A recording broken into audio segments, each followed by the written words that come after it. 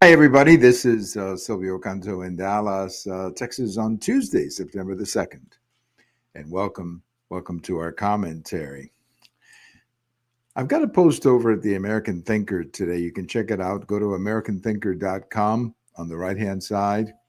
You can also check it out if you follow me on Twitter or X. I also have it over there, and also on Facebook if you follow me on my page over there.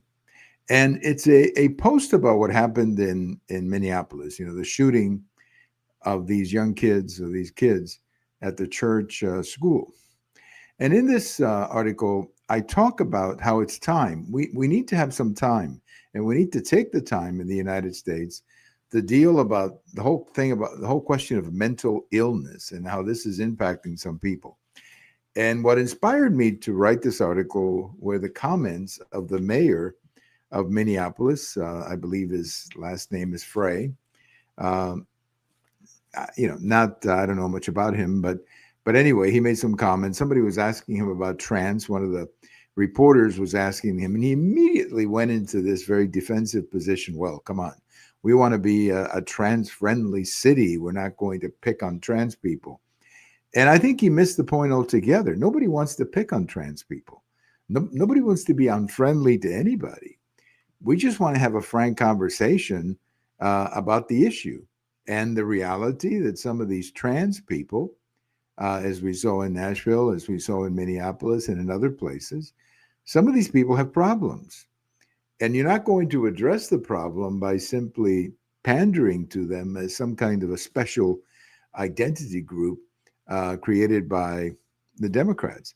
You got to be able to have a conversation and say, you know what, some of these people need help, and maybe they need intervention, and they need to be, their choices have to be explained to them. Their bad choices, in some cases, have to be explained to them. And the point that I make in the article, and the First Lady, I thought Mrs. Trump made a really nice statement, a very nice and proper statement, in which she talked about how we need to, get to know some of these people better, get to know their situation better, and try to prevent some of this from happening. And unfortunately, of course, that was not the case.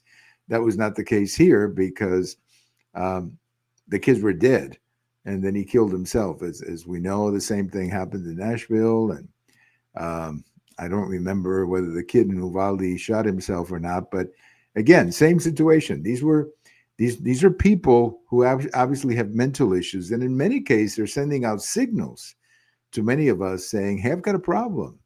And in many ways, they're saying help in their own way. They're saying help.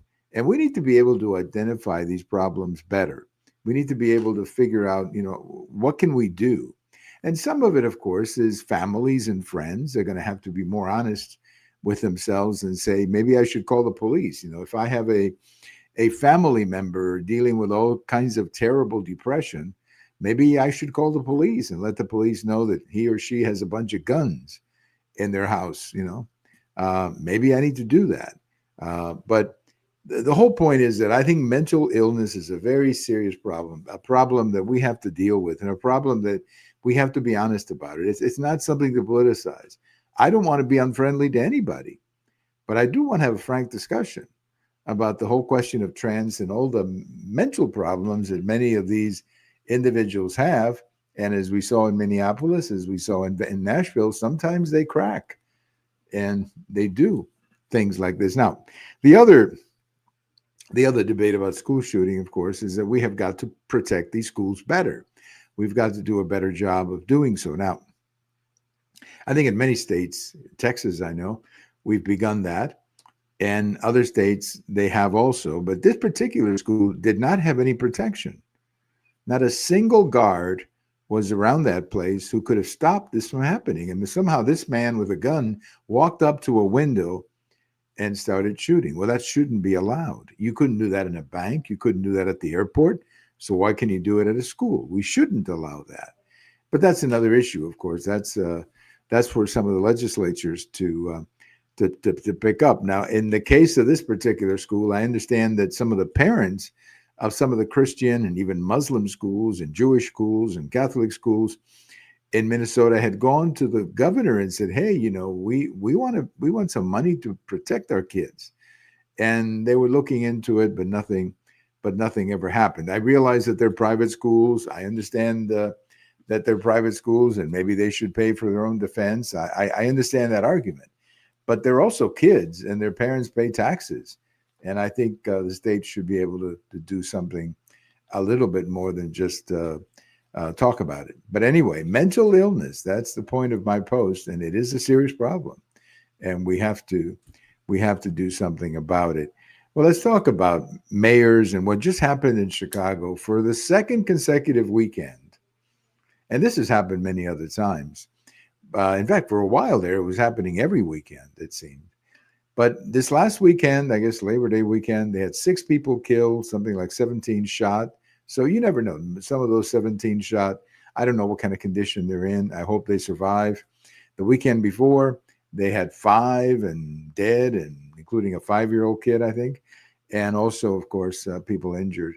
And when they were asking the governor about this today, his response, well, there's crime in the cities, and this is all about Trump. No, it's not about Trump. It's about the people who live in your city. This is unbelievable to me, how the politicians in these cities prefer to talk about Trump than to deal with their problem. Look, I'm not saying that we should send the National Guard in every situation. It doesn't really apply in every situation. Now, in the case of Chicago, there's a neighborhood in Chicago that is pretty bad.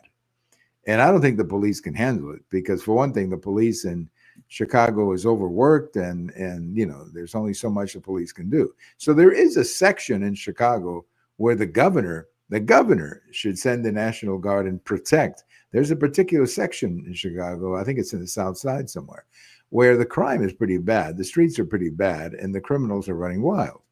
So I think the governor should send his National Guard. Don't wait for Trump.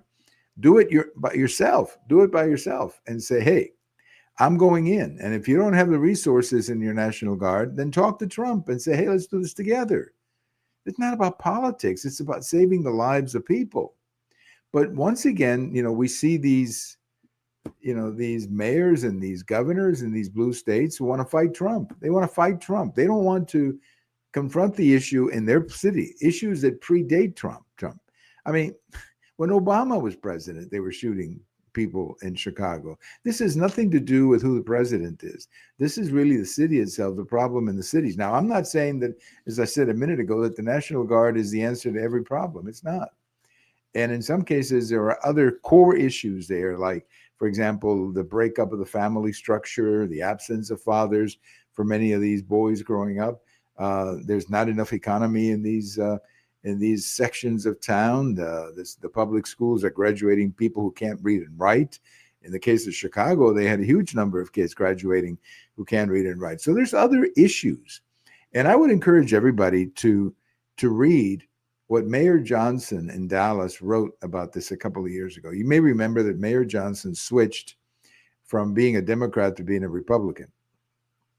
And when he gave the speech, or he wrote the article announcing that he was changing, this is exactly why he changed, because he said the Democrats are not doing a good job running cities. He talked about judges, releasing people. He talked about just the overall lack of toughness in some cases, but lack of a policy to deal with these issues. And of course, there is the breakdown of the family. In fact, I remember the fellow that used to be the police chief in Dallas, who then went to Chicago, the last name Brown, went to Chicago and was the police chief there. Now he's back in Dallas and in the private sector.